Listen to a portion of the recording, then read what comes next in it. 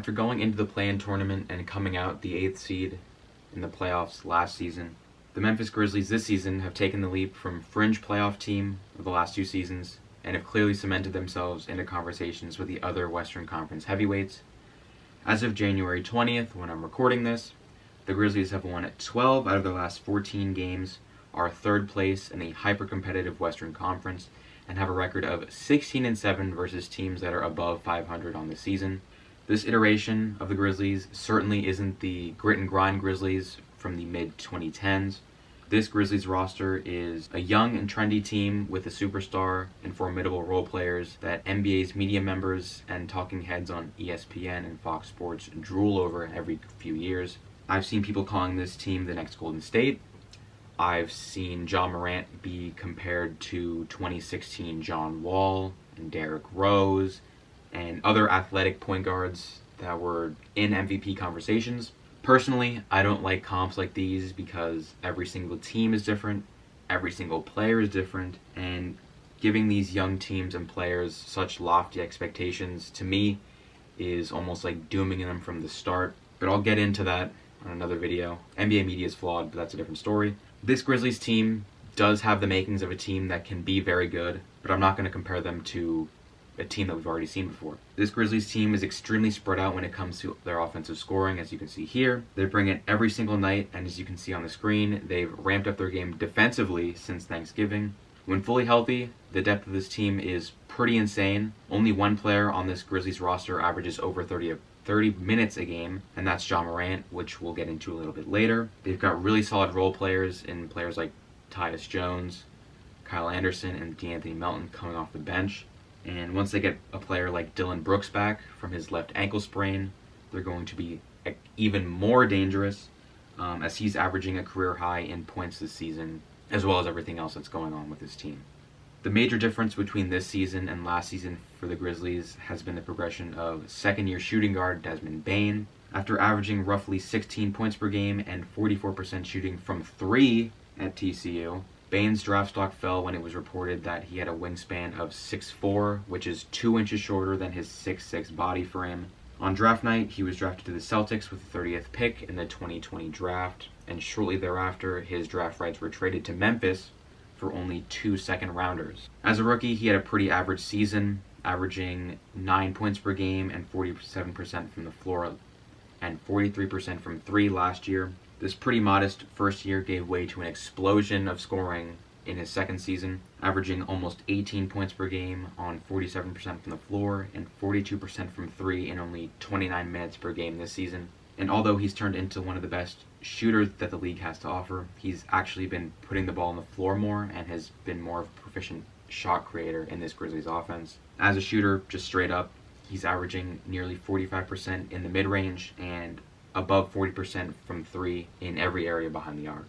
The Grizzlies are also majorly improved this season because of the health of Jaren Jackson Jr. Coming into his 4th season, the 4th overall pick from the 2018 draft, had only played in 126 out of the 227 possible regular season games for the Grizzlies due to a multitude of injuries. So far this season, however, Jackson Jr. has played in all but 1 game and has been the two-way monster that the Grizzlies have drafted him to be. In his last 25 games, he's averaging 17, 6 rebounds, and 2 blocks in a stretch where the Grizzlies have gone 15-5. His shooting percentages have taken a dip this season, but his availability for the team has been almost invaluable. The duo of Jackson and off-season trade acquisition Steven Adams has allowed the Grizzlies to lead the NBA in both rebounds and blocks per game, and personally I think Jaren Jackson Jr. deserves some more recognition as a Defensive Player of the Year candidate.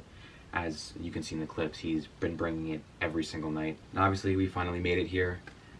The biggest difference maker on this Memphis Grizzlies team is clearly going to be Ja Morant. This season he's definitely become what I believe is a superstar, and I use that word very rarely, superstar. It just goes to show you how impressed I am by his game this season. He's become one of the most likable players in the league ever since he's been a rookie, putting people on posters and doing things out of this world. His ascension to superstardom has Morant in both MVP and most improved player conversations.